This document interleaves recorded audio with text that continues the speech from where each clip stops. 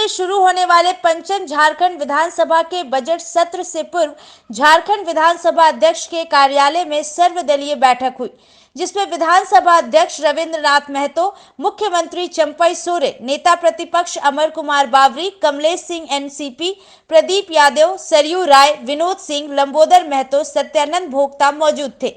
विधानसभा अध्यक्ष ने कहा कि परिपाटी के अनुसार सत्र से पहले संबंधित सभी लोगों के साथ बैठक की जाती है। आहूत होने के पूर्व ये सामान्य परिपाटी है कि हम लोग पहले अधिकारियों के साथ बैठक करते हैं।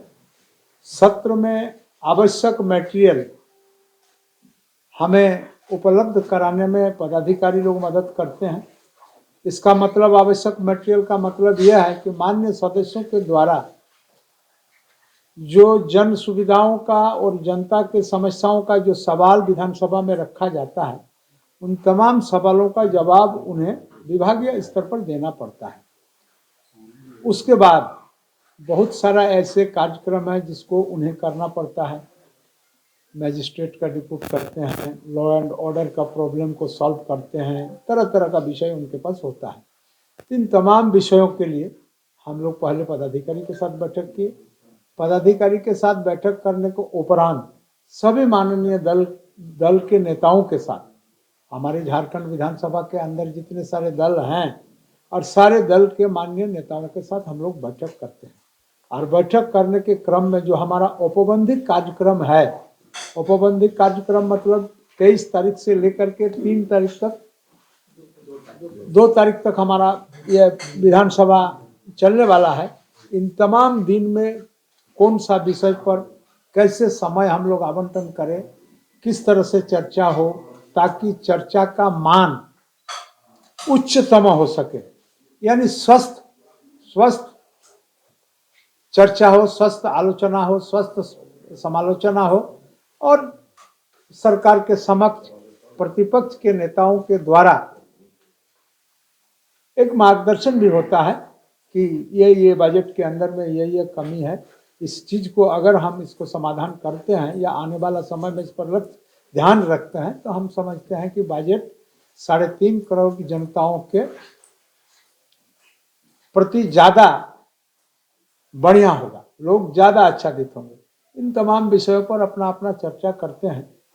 चर्चा के क्रम में एक बात मैं बताना भी बहुत आवश्यक नहीं है, फिर भी बता दूं कि आप भी इस विषय को जानते हैं कि ये सत्र थोड़ा सा छोटा है।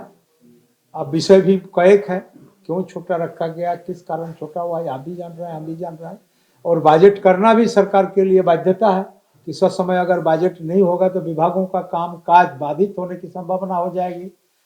तो इन तमाम विषयों को ध्यान में रखते हुए इस बजट को रखा गया। कम समय के अंदर में हमारे माननीय सदस्यों को ज़्यादा से ज़्यादा इस बजट से लाभान्वित होना है अपने क्षेत्र के जनताओं के लिए। उसके लिए समय का सदुपयोग करने के लिए हम लोग आग्रह किए कि इस सत्र का समय का दुरुपयोग किसी भी कीमत पर न हो। हम लोग इस छोटे से सत्र कोई एक सार्थक सत्र के रूप में कैसे मनाएं, इस विषय में भी चर्चा हुआ। लोगों ने अपना अपना सुझाव दिए, हम लोगों ने भी इस सुझाव को ग्रहण किया और आने वाला समय में इस सुझाव के प्रति हम लोग क्या कर सकते हैं, क्या नहीं कर सकते हैं, नियम और कानून के मुताबिक बात आचार संहिता लागू हो सकती है। हर व्यक्ति के राजनीति के एजेंडा में अब चुनाव ही हो गया है प्रमुख। आला कमान के यहाँ जाना हो या यहाँ क्षेत्र में जाना हो, ये सारी परिस्थितियाँ, इन सबको ध्यान में रखते हुए मैंने सुझाव दिया कि आप 2 महीने का, 3 महीने का, 4 महीने का जो भी सरकार उचित समझे लेखानुदान ले ले, खर्च करने का अधिकार ले ले पैसा, और जून में बजट सत्र कर दे। क्योंकि बजट सत्र में अधिकांश विभागों की मांगों पर बहस होनी चाहिए। पहले तो सभी विभागों की मांगों पर होती थी, 25 दिन 26 दिन का बजट सत्र चलता था, बाद में 17-18 दिन में सिमट गया। तो इसमें तो एक तरह से पूरे विभागों को गिलोटिन कर दिया गया और ये एक तरह से लेखानुदान ही माना जाएगा। ये 2 महीने का लेखानुदान नहीं है, बल्कि पूरे साल भर के लिए लेखानुदान ले लिया और मुझे लगता है कि सही नहीं हो रहा है। बड़ा सत्र हो, जो मुद्दे हैं वो तो जनता के आएंगे ही आएंगे। एक तो इनको जवाब देना पड़ेगा भाई किस कारण से 5 साल का जनादेश को 4 साल में इन्होंने खोया है और इस्तीफा देना पड़ा है।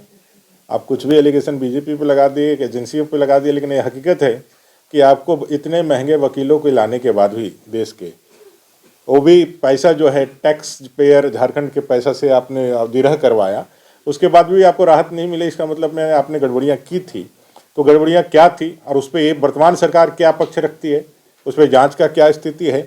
जेसीसी सीजीएल में जिस तरह से अपराध हुआ है, हम लोगों ने डे फर्स्ट से कहा है कि एसआईटी की जांच जो है वो छोटे मछलियों तक ही होगी।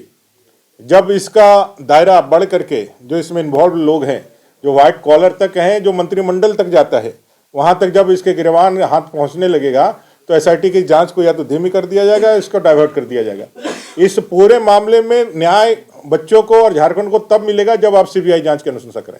अगर चंपई सोरेन जी, माननीय मुख्यमंत्री जी, अगर झारखंड की जनता को न्याय दिलाना चाहते हैं, बच्चों को न्याय दिलाना चाहते हैं और उसमें अपनी संजीदगी रखते हैं, तो उनको सीबीआई जांच की अनुशंसा करनी चाहिए। ऐसे तमाम मुद्दों को लेकर के, चाहे वो हमारे जेएसएससी के, जेईई के परीक्षार्थी हो या फिर कई एक दिनों से एमपीडब्ल्यू और कितने वर्कर जो है, सारे वर्कर आज जो सड़कों पर है, जिस सहायक शिक्षक का नाम देकर पारा शिक्षकों का आपने ढोल नगाड़ा बजवाया, आपने अबीर बंटवाए, आपने मिठाइयाँ बंटवाई, आज वो लोग भी सड़क पर हैं। तो झारखंड की सरकार सभी को ठग रही है। और सबसे मज़ेदार बात है, अब अबोह आवास को लेकर के इनका पूरा फोकस है। अबोह आवास की स्थिति ऐसी है कि ग्राम सभा में जो प्रायोरिटी दी गई, वो ग्राम सभा को इन्होंने खत्म कर दिया। 20-25 हज़ार रुपया लेकर के इन्होंने लाभुकों की सूची बनाई है। ग्राम प्रधानों का, ग्राम मुखियाओं का कोई उसमें भूमिका नहीं है और सभी जगह डीबीटी का करके हमने दिया है, ऐसा ये अनाउंस कर रहे हैं। बड़े बड़े हैंगर लगाए जा रहे हैं, लाखों करोड़ रुपए खर्च किए जा रहे हैं सरकारी आयोजन में। लेकिन हकीकत है कि आज तक, जब हेमंत जी मुख्यमंत्री थे और उन्होंने सिमडेगा के आसपास में कहीं पर एक कार्यक्रम का शुरुआत किया था, वो अवसला, आज तक जब चंपई सोरेन जी 3 जगह जा करके प्रमंडल में इसका जो घोषणा किए हैं डीबीटी, जब प्रधानमंत्री जी डीबीटी करते हैं तो 1 घंटा के अंदर, आधा घंटा के अंदर, 24 घंटे के अंदर लाभुकों के खाते में पैसा जो है ट्रांसफर हो जाता है। लेकिन इनका डीबीटी ऐसा है कि आज 1 महीने दिन हो गए, लेकिन किसी भी लाभुक के खाते में 1 पैसा प्रथम किस्त का नहीं पहुंचा है। आपको याद होगा मुख्यमंत्री आमंत्रण कब हुआ था और उसमें विजेता के लिए 6 लाख का डमी चेक दिया गया था। वो डमी चेक डमी ही रह गया है, आज तक उसके विजेता के खाते में 1 पैसा नहीं गया है।